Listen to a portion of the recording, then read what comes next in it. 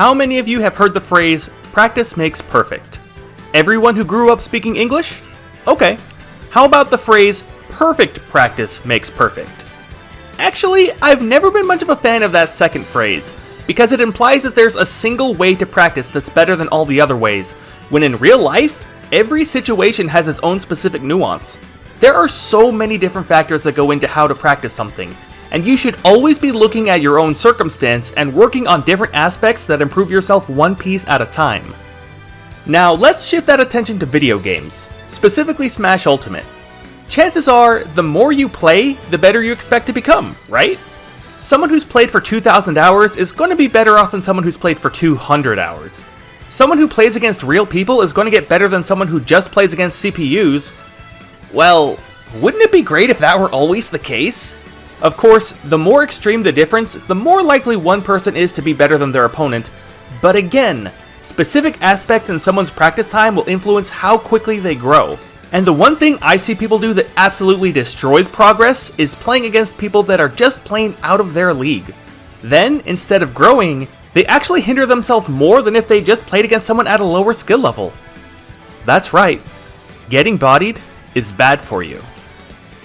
The way some people give advice makes it seem like they're trying to program a robot rather than trying to help a human grow.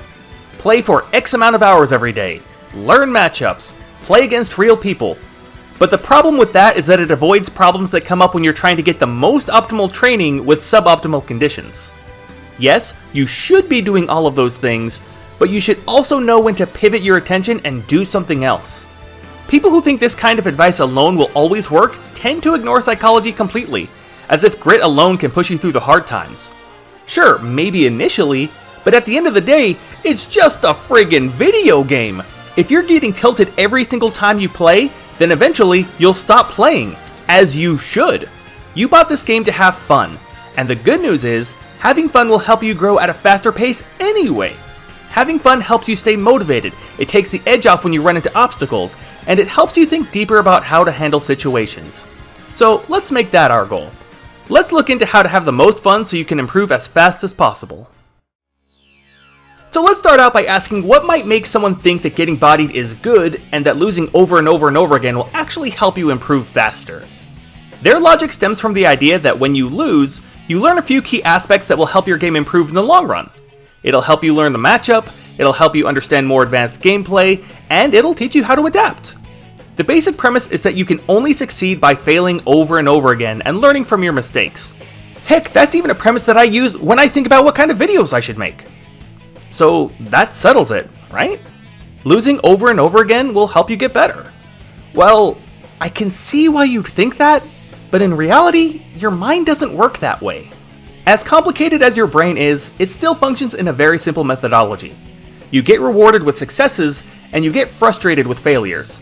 That keeps your mind focused on things that work while avoiding things that don't.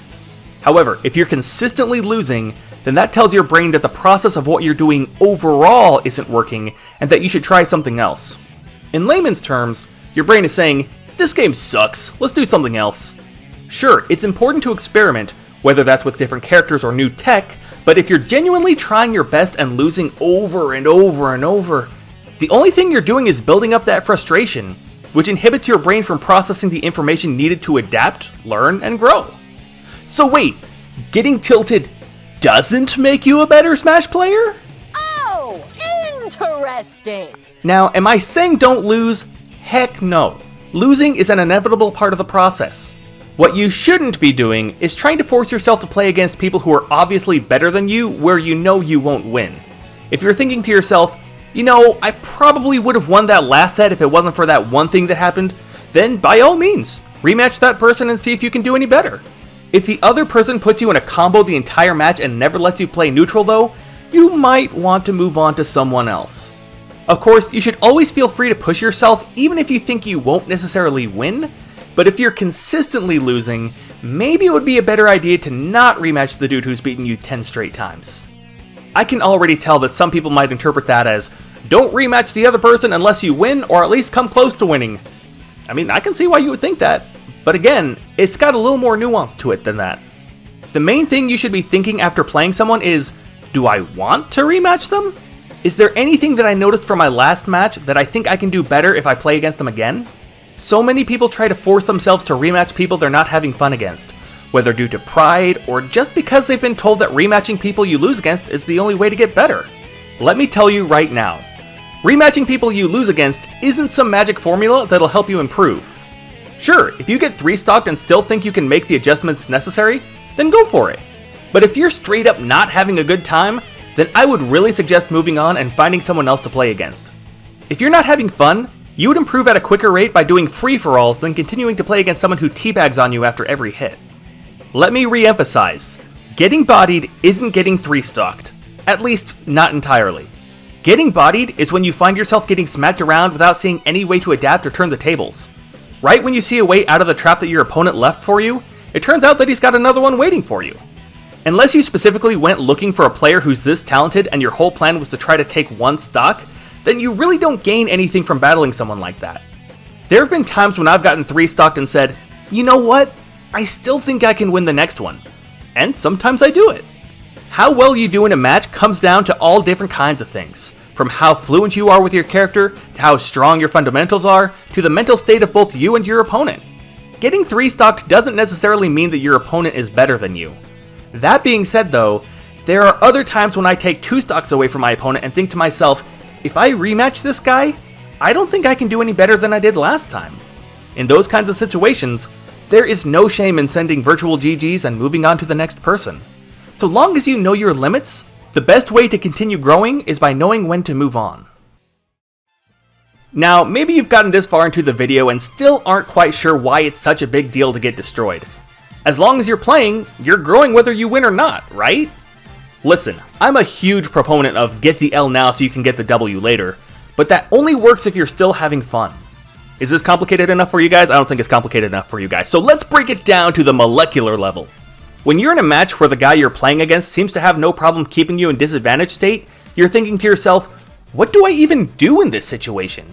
He knows everything I'm going to do before I even do it. This releases a chemical in your brain called cortisol, the stress hormone, which binds receptors in the hippocampus, the part of your brain that's responsible for memory. This means that when you're getting messed up, your brain is trying desperately to remember some option that you can use to get yourself out of their combos and put them in your own combos. But because of cortisol, those options aren't being recalled in the 5 frames it takes for your opponent to hit you with his next attack. For anybody who still disagrees, please explain to me how you get better by playing against people way above your skill level when the part of your brain that's responsible for learning is currently getting strangled? Now, let's compare that to dopamine, which comes out of your brain when you're having fun. It rewards you by giving you a fuzzy feeling, which keeps you motivated, which then in turn helps you get more fluency along the way. There are studies which actually link dopamine to creating new neural pathways, which essentially means that rather than trying to think about what to do in a situation, you're already doing it without even thinking about it. I think it would probably be best if I re-emphasize this one thing one more time. Getting bodied is a mindset, not a result. It's a mindset that stems from external factors, so it's not something you can fix just by pushing yourself through the hard times or looking at the bright side. The main takeaway is that if you really want to get better at Smash Ultimate, like really improve at the fastest rate possible, don't try to take on more obstacles than you can handle. If you're battling someone you consistently lose against, if you're finding yourself unable to adapt, or worse, if you're not having fun, give yourself permission to move on. There's nothing wrong with trying to find someone else to play against who you'll enjoy fighting more. That's the point of the game, to have fun! If you're making yourself miserable with the hopes of having fun in the future when you're better at the game, then you're doing your future self a disservice. You'll be better in the future if you have fun now. So stop enduring and go back to playing. So, what do you think? Do you think getting bodied is good or bad for you? Do you have any advice on getting better at Smash? Leave a comment to let me know, and I'll see you guys next time.